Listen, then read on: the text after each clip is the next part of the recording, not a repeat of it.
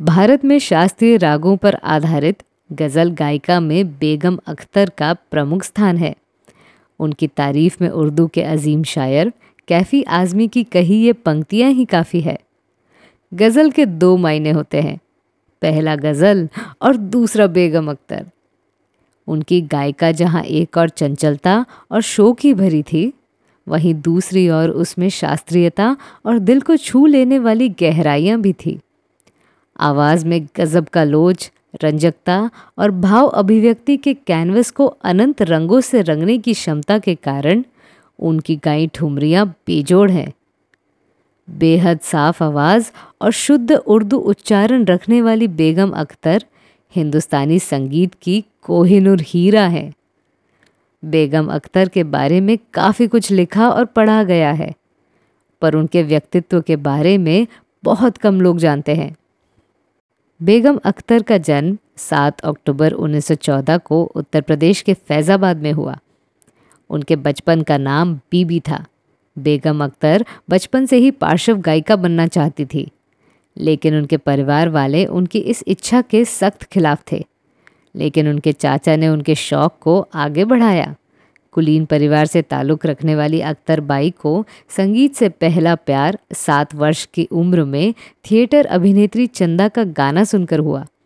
उस ज़माने के विख्यात संगीत उस्ताद अता महमूद खान, अब्दुल वाहिद खान और पटियाला घराने के उस्ताद झंडे खान से उन्हें भारतीय शास्त्रीय संगीत की दिशा दिलाई गई। बचपन में संगीत सीखने के वक्त उस्ताद मोहम्मद खान और बेगम अख्तर के बीच एक ऐसी घटना हुई कि बेगम अख्तर ने गाना सीखने से मना कर दिया। उन दिनों बेगम अख्तर सही सुर नहीं लगा पाती थी। उनके गुरु ने इसके बारे में उन्हें कई बार सिखाया और जब वो नहीं सीख पाई तो उन्हें डांट दिया, जिसके कारण बेगम अख्तर रोने लगी और उन्होंने कहा कि मुझसे नहीं हो पा रहा है, मैं गाना नहीं सीखूंगी। तब उनके उस्ताद ने कहा, बस इतने में ही हार मान गई? ऐसे हिम्मत नहीं हारते। मेरी बहादुर बिटिया, चलो एक बार फिर से सुर लगाने में जुट जाओ।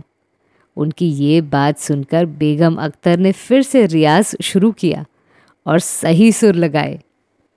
30 के दशक में बेगम अख्तर ने पारसी थिएटर में काम करना शुरू किया, जिसके कारण उनका रियाज छूट गया। इसके बाद से उनके गुरु अता खान बहुत नाराज़ हुए और उन्होंने कहा कि जब तक तुम नाटक में काम करना नहीं छोड़ती, मैं तुम्हें गाना नहीं सिखाऊंगा। उनके इस बात पर बेगम अख्तर ने कहा, आप सिर्फ एक बार मेरा नाटक देखने आइए, उसके बाद आप जो कहेंगे वो मैं करूंगी। उस रात मोहम्मद अता खान बेगम अख्तर के नाटक तुर्की हूर देखने गए। जब बेगम अख्तर ने उस नाटक का गाना चल रही मोरी नैया गाया तो उनकी आंखों में आंसू आ गए और नाटक समाप्त होने के बाद बेगम अख्तर से उन्होंने कहा, बिटिया तू सच्ची अदाकारा है, जब तक चाहो तब तक नाटक में काम करो। बेगम अख्तर ने 15 वर्ष की बाली उम्र में मंच पर अपनी पहली प्रस्तुति दी थी। ये कार्यक्रम वर्ष 1930 में बिहार में आए भूकंप के पीड़ितों के लिए आर्थिक मदद जुटाने के लिए आयोजित किया गया था, जिसकी मुख्य अतिथि प्रसिद्ध कवयित्री सरोजनी नायडू थी। वो बेगम अख्तर की गायिका से इस कदर प्रभावित हुई कि उन्हें उपहार स्वरूप एक साड़ी भेंट दी। बेगम अख्तर ने कई उस्तादों से सीखा, मगर संगीत की तालीम का ये सफ़र कोई सुखद सफ़र नहीं था।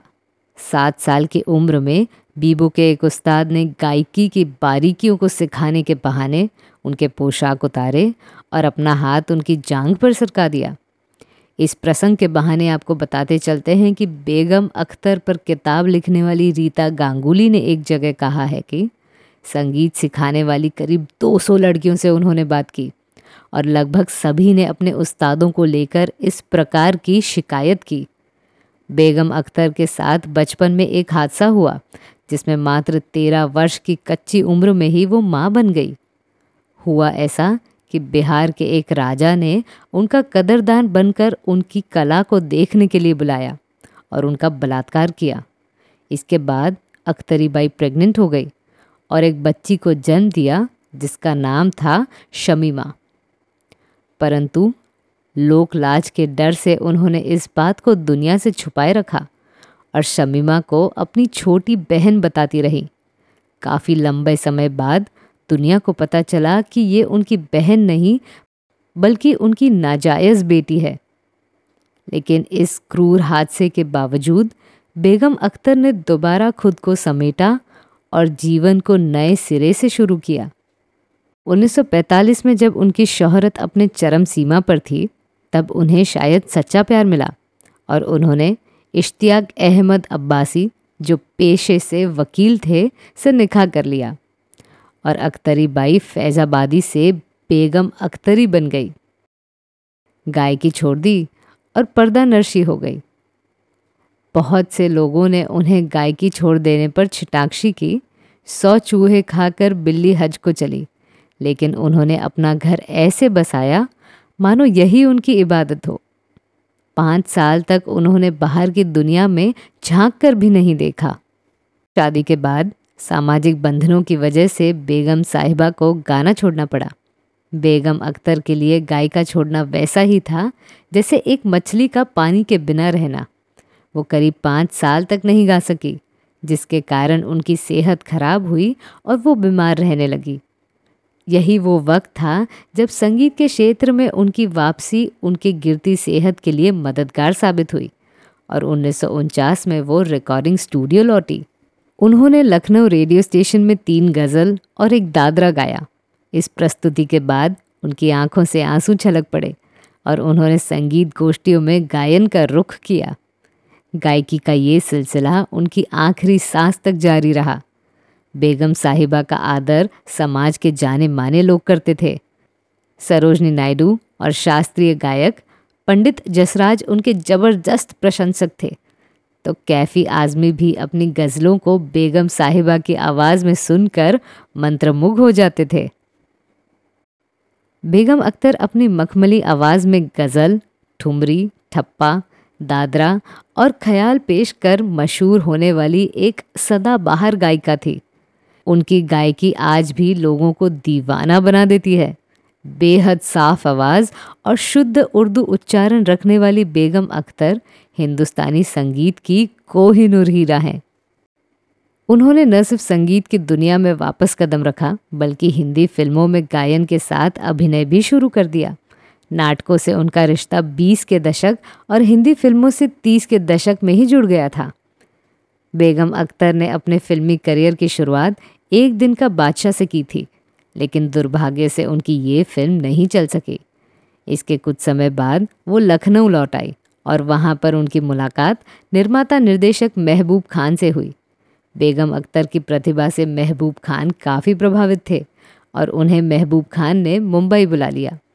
अब की बार मुंबई जाने के बाद उन्होंने पीछे मुड़कर नहीं देखा और फिल्मों के साथ साथ ही अपने गायकी के शौक़ को भी बरकरार रखा और मलिका एक गज़ल के नाम से पहचानी जाने लगी। अदाकारा के रूप में उनकी आखिरी पेशकश थी सत्यजीत रे की बंगाली फिल्म जलसा घर, जिसमें उन्होंने शास्त्रीय गायिका का किरदार निभाया था। उन्होंने करीब 400 रचनाओं को अपना स्वर दिया। ढेरों पुरस्कार मिलने और असंख्य प्रशंसक हासिल करने के बावजूद बेगम अख्तर में लेश मात्र भी घमंड नहीं था। वो पूरी उम्र मशहूर उस्तादों से सीखती रही। उनकी इच्छा थी कि केवल अच्छा ही नहीं गाना है, बल्कि बेहतर से बेहतर भी होते जाना है। बेगम अख्तर ने 1961 में पाकिस्तान, 1963 में अफ़गानिस्तान और 1967 में तत्कालीन सोवियत संघ में भी अपने सुरों का जादू बिखेरा। भारत सरकार ने इस सुर सम्राज्ञी को पद्मश्री और पद्म भूषण से सम्मानित किया था। उन्हें संगीत नाटक अकादमी पुरस्कार भी प्राप्त हुआ था। बेगम अख्तर गज़ल, ठुमरी और दादरा गायन शैली की बेहद लोकप्रिय गायिका थी। उन्होंने वो जो हम में तुम में करार था, तुम्हें याद हो कि न याद हो, ए मोहब्बत तेरे अंजाम पे रोना आया, मेरे हमनफस मेरे हमनवा, मुझे दोस्त बन के दवा न दे, जैसे कई दिल को छू लेने वाली गज़लें गाई हैं। 1974 में बेगम अख्तर ने 30 अक्टूबर अपने जन्मदिन के मौके पर कैफ़े आज़मी की ये गज़ल गाई। वो तैग मिल गई जिससे हुआ था कत्ल मेरा, किसी के हाथ का लेकिन वहाँ निशान नहीं मिलता। इसे सुनकर वहाँ मौजूद कैफी सहित तमाम लोगों की आंखें नम हो गई। किसी को नहीं मालूम था कि इस गज़ल का ये मिसरा इतने जल्द सच हो जाएगा। बेगम अख्तर जब अहमदाबाद के मंच पर ये गा रही थी तब उनकी तबीयत काफ़ी ख़राब थी। उनसे अच्छा गाया नहीं जा रहा था। ज़्यादा बेहतर की चाह में उन्होंने खुद पर इतना ज़ोर डाल दिया कि उन्हें अस्पताल ले जाना पड़ा, जहाँ से वो वापस नहीं लौटी। हार्ट अटैक से उनका निधन हो गया। लखनऊ के बसंत बाग में उन्हें सुपुर्द खाक किया गया। उनकी माँ मुश्तरी बाई की कब्र भी उनके बगल में ही थी। तो मैं थी आपकी आरजे अनामिका। मेरी सुनाई हुई कहानी आपको कैसी लगी ये हमें कमेंट सेक्शन में ज़रूर बताइएगा, और हमारे channel biography and real life stories को सब्सक्राइब करना न भूलें। नमस्कार।